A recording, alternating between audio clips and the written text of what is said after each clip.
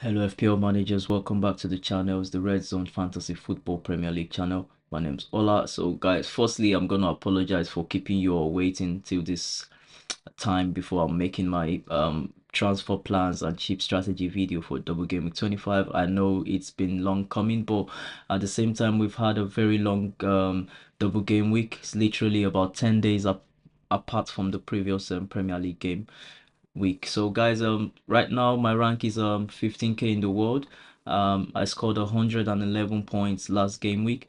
So guys, I wildcarded in game week 19, and since then it's been the first two game weeks we went down, and then we've been climbing back up simply because the wild card was to prepare my team for this time of the season. So I think I'm doing pretty fairly. And for someone who started the season with a plan of finishing in the top 50k, and to make 15k in game week 24 is just brilliant.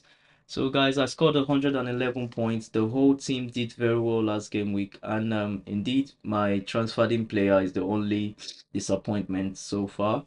I brought in Brian Mbumo for his fixture against Tottenham Hotspur, and he completely blanked. I wasn't expecting that. I expected more from Mbumo. So he was my transferred in player, replacing Anthony Gordon last game week, and he didn't get a goal. I would say his game was the most disappointing because the other player who didn't return, talking about Ishak indeed did hit the crossbar, and he tried to give an assist to Joe Willock. He did have a nice pass to Joe Willock, but Joe Willock miscued that pass and didn't make use of the chance. So Ishak stayed on the blank, unfortunately. And yeah, guys, I ended up playing up my triple captain on Mo Salah. He's currently on 60, giving us 16 points, and that's amounts to 48 points on a triple captain, and it's just halfway through the double game week, guys. So exciting times for us and our captain Mo Salah.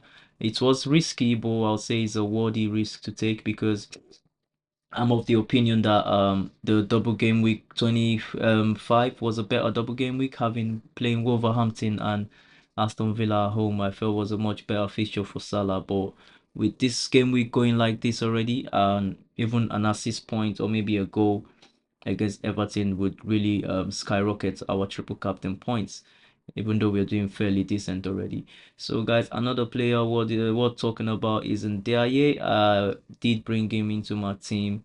I think I've owned him 2 game weeks now, and he's returned back to back 8 points. So I brought him in for the double game week. I took out Mateta just to own Ndiaye last game week. So I've owned him, I think, just 1 game week, and he returned 8 points, which is really, really, really lovely to see because it was a risk going triple Everton or like going all in for Everton player. So I'm glad he did return something. So I'll say the triple Everton return points in the first game, and of course the big talking point should actually be Jordan Pickford getting us an assist point, but because he's not an Allison or Ederson kind of goalkeeper. So that was really very welcome development on the part of Jordan Pickford. And yep, and what a time to get it in a double game week. Clean sheets and an assist point from a goalkeeper. That's just massive. So guys, on the bench, I got punished by Anthony Elanga. I've owned this fella for 3 game weeks now. And this game week, I own him since they played Southampton in game week 22, and he's blanked twice against Southampton, I think Bournemouth, and now playing Brighton. He got triple assist points, like guys. But well, that's being said, I think his run in my team has actually come to an end. If I don't use my transfer this game week and I retain him for just the Fulham game, but his time in my team is pretty much up. I would be keeping Robinson. Fulham have got good fixtures. The defensive record is not the worst in the league, and of course, Robinson is the second most capped assist player. He's got the most assists after Mohamed Salah. So why not Cody Gakpo? Just because Liverpool have got good fixtures, but guys, I might just still make plans to move on from Cody Gakpo, go for a more premium striker that's not exposed to rotation and all that. Maybe even someone on a penalty as well. Raul Jimenez, interesting. Um, could go for Mateta back again. because Palace have still got the fixture. The only thing chasing us away from Palace, I'm still going to touch on that, is the fact that they might have a blank double game week 29. Like, it's even confirmed already. It says none for them. So the four teams that would be blanking in game week 29 would probably be Liverpool, Spurs, Liverpool, Crystal Palace, Aston Villa, I think, as well as Newcastle right now. So yeah, those four teams would be blanking. So if you have these tier players in your team, I'll say you should start planning to move on from them. Yep, guys. So that will be my points review video. Now I'm just gonna move on to my team and then share my idea what I think a lot of us should be doing this game week. So guys, looking at my chips table, I've got bench boost, wildcard, free hit, and assistant manager chip. Of all these four chips left to play, I'll say assistant manager chip is the one that involves a lot of calculation. It's not like it, I'll say, I don't think it's the most powerful chip so far, but it just involves a lot of calculation, because once you're locked in on that chip, you can't really do much, moving forward. So like that's the main reason I also avoided that chip in double game week 24, because I was tempted. It was a good game week to actually have the assistant manager chip on a slot, but considering the fact that I was looking at a situation where, for example, you play the assistant manager chip in game week 24 and you're liking to triple captain, like I was hoping to triple captain in double game week 25, when I knew the fixture would be Wolverhampton against and Liverpool against Wolverhampton and Aston Villa. I felt that's a much better fixture to triple captain. But if I have activated my system manager chip in 24, I wouldn't be able to do that in 25. So I decided to do the reverse and play the triple captain in 24. Thankfully, that has been paying off so far. Rank up to 15k. But guys, I think the assistant manager chip would have been better off being played last game week. But right now, I think it's still alright to play right now. Or you could play it on Unai Emery. The ceiling is there for maybe Villa to get a draw against Liverpool, even a win.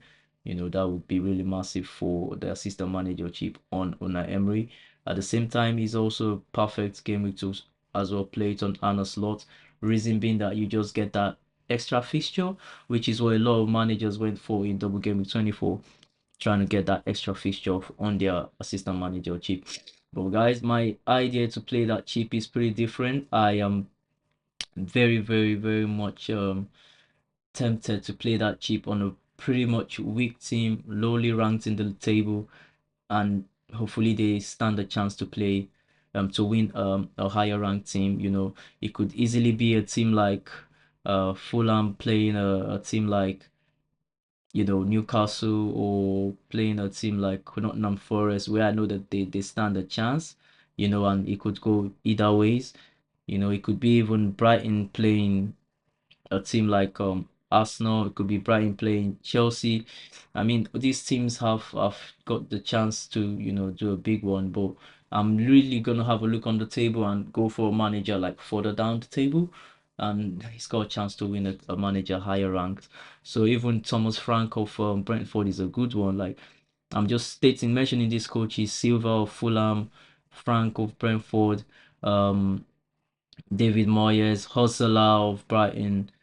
These are like pretty decent coaches, I would say, in my opinion, that you could play the assistant manager cheap on, and I think they would really do the numbers, because they've got teams that are quite stubborn in the league right now, and teams that would easily go for points at the moment, guys. Or you could just wait to further down the season, when a lot of these teams can see relegation in their faces, and then they are stepping up toe to toe against the bigger boys, trying to claim win points.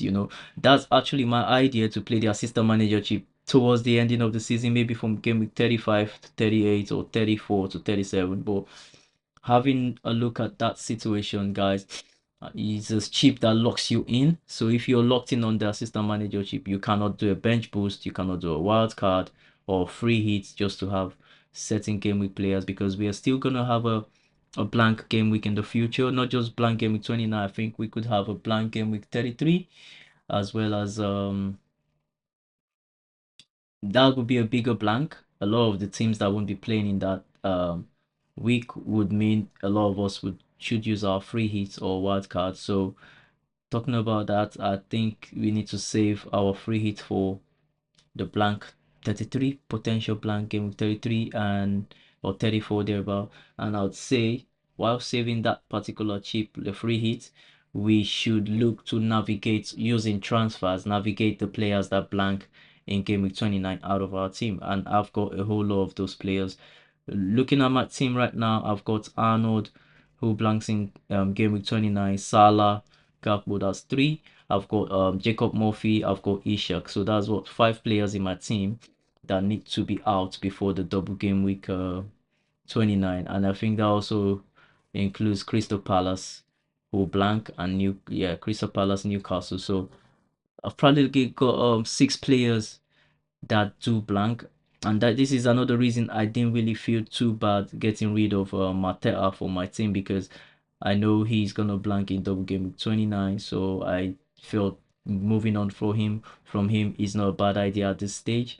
And of course, capitalizing on the Everton double game week, and maybe might just hold on to this man depending how much form they pick up. But I watched their cup game during the weekend, this weekend, and very disappointing. Everton didn't look like they knew what they were doing in the attack, and their defense looked really porous. I've never seen an Everton defense that confused. They had everything just complicated for no reason. Tarkowski giving away penalty, Brantwaite spreading the pass just across the face of the defense line. I don't know how to say it, from right to left. That's a wrong pass from a defender, and he's not a rookie. I don't know why he's making such a pass. So I'll say their defense is at sixes and sevens right now. So that's another potential, maybe high scoring points for Mohamed Salah and Liverpool, the likes, because they looked really, really out of it. But it's a cup game. I would have said if it was Man City, I'll say maybe because they played their lower ranked players, maybe their um academy players and stuff like that. But no, these Everton, and they played their proper stars. So guys, moving on, I would say the plan now is to navigate away from blank game with 29 players, and as well as probably bring in players for the double game with 25, and this should include Aston Villa players as well as Liverpool players. Luckily, we are very well stacked on the Liverpool players, so triple Liverpool, I'm not gonna do any more adjustments to that. I would be looking if I can bring in one or two Villa players, but that would be at the cost of a hit, because I've got one transfer in the bank, 1.5 million left in the bank. And obviously the two Villa players that catch the eye is Ollie Watkins.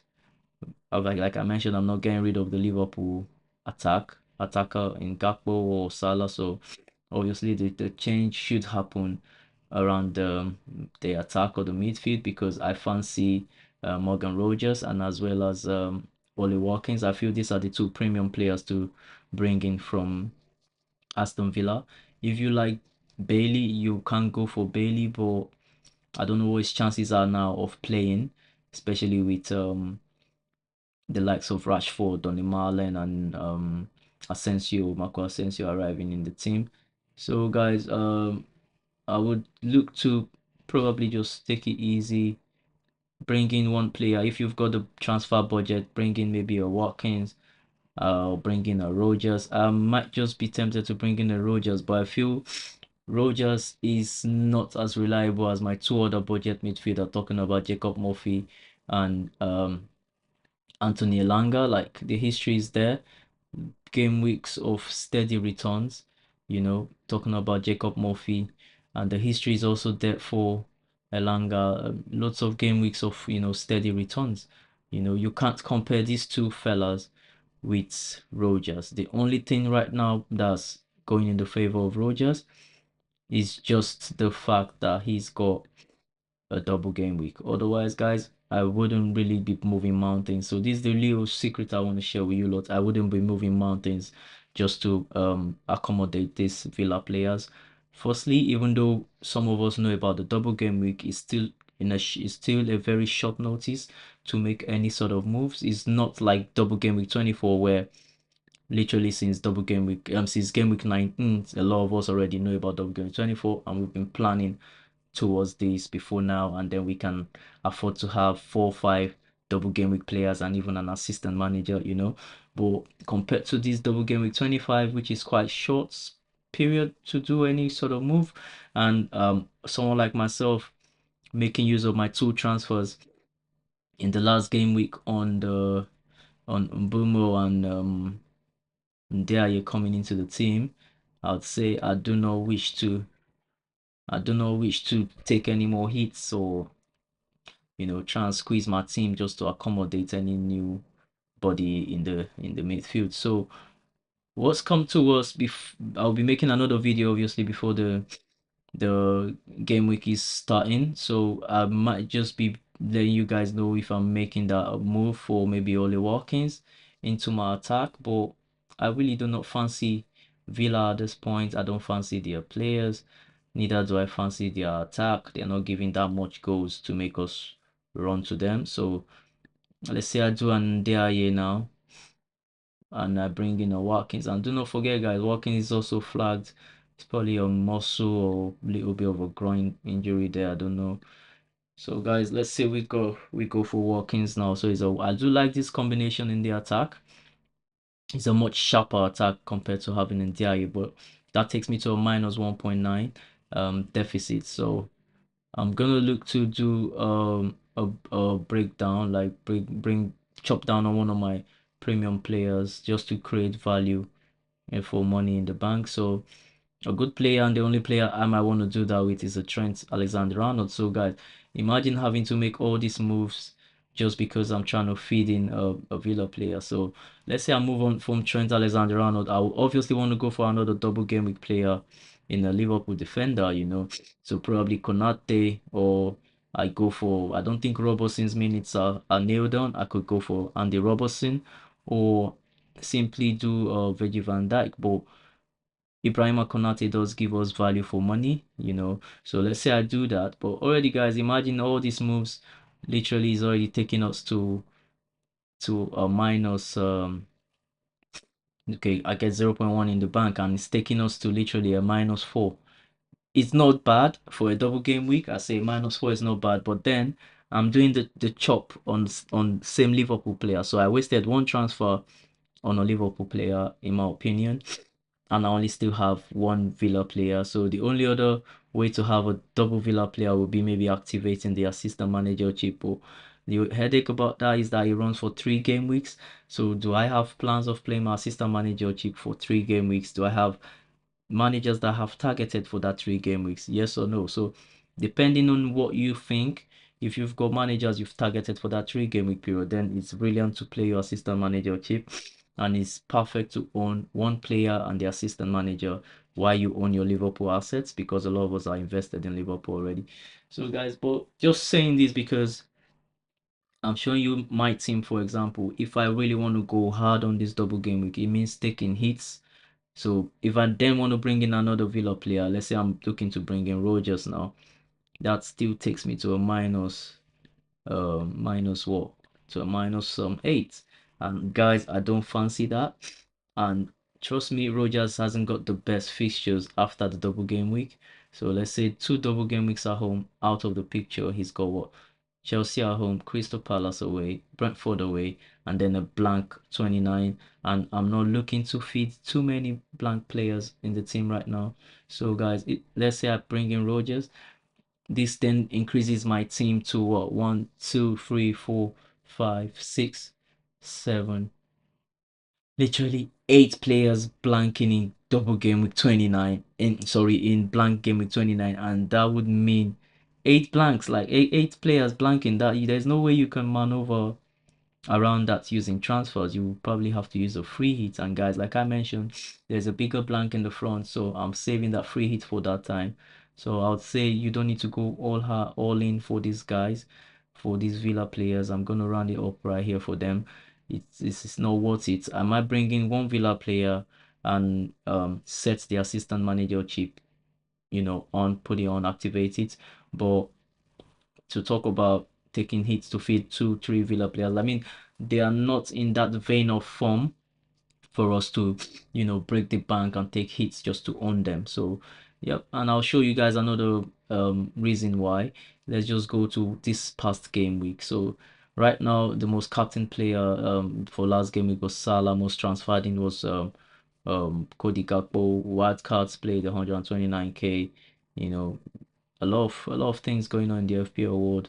So, guys, I just want to show you a lot. So, this was the team of the week last game week, and just imagine a player like Chris Wood, for example. So no matter how hard you go on a double game week player, tell me how many double game week players can cover a 17 pointer, Aside players on your captaincy, maybe like Salah right now, or extremely good players that might get you assist and a goal in the double game week. It's pretty hard for a FPL player to really return 17 points. So I'm just showing you this Chris Wood as an example to let you know that, guys, we don't really have to do too much bringing in these double game week players, because sometimes a single game week players would absolutely outscore them. I mean, in midfield, Morgan Gibbs White's points right now, I don't see how a player like Luis Diaz can meet that, even if he's got a double game week. He's got 3 points in the first game against Bournemouth. I really don't see where he's going to get 13 points from in the second game against Everton. So, guys, just my 2 cents for you lot there, that you do not have to go all in for these guys. No player or team is really worth it right now to take that much, of a risk. So, well, the top transfers this week is Kluivert, and rightfully so, as well as Kirkesh in the defense, simply because a lot of us are going for the Bournemouth players because they've got a good run of games, and I'm going to show you exactly that in a little bit. So another transfer that's really raising an alarm is the Asia out. It might drop in price with this steady transfer out. But I see why people are doing that, because he's got Man City, Forest, and Liverpool. Three very viable, lovely teams, like solid teams. But I fancy him there, and I fancy his chances. So no pressure. Isak should stay in the team.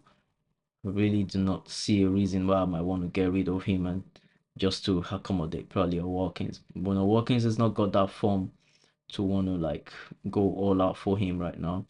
So, guys, like I said, a single game week player can absolutely outscore your double game week player. So do not do too much. Do not stress trying to bring in this double game week player. So the plan remains exactly how I've said it. I might be going for the assistant manager chip on ON Emery or Anna Slot on the double game week manager, because in my opinion, I just want to get the assistant manager chip out of the way, get the points, forget about it. It's pretty much a disruptive chip. It might be much better next season when it comes from the beginning of the season, not coming in between when we just suddenly have to now make plans. So I think it's going to be a much better chip for next coming season. But right now, it's a very destructive chip in my opinion, especially if you're enjoying your FPO as the season is going right now. You do not want any form of chip to give you extra thoughts and sleepless nights. So, well, that'll be it for now, guys.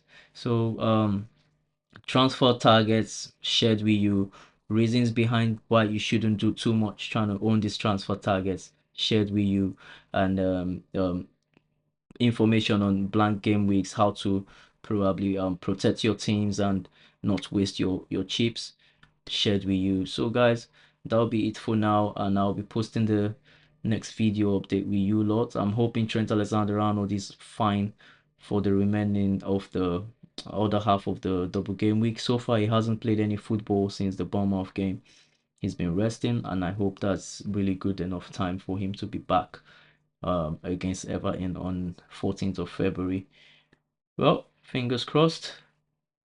And if he's not fit, I might just do a chop down to another Liverpool player, and then it's gonna be a minus hit because I would like to still own that one Villa player and probably the assistant manager cheap. But guys, let's see how it goes. I'm gonna be dropping another video just before the deadline day, maybe 24 hours before the deadline day. So guys, stay tuned, hang around, hit the like button and click follow if you do enjoy these videos, and let's enjoy the Premier League season till the end on Fantasy Premier League together. Take care everyone. See you next time.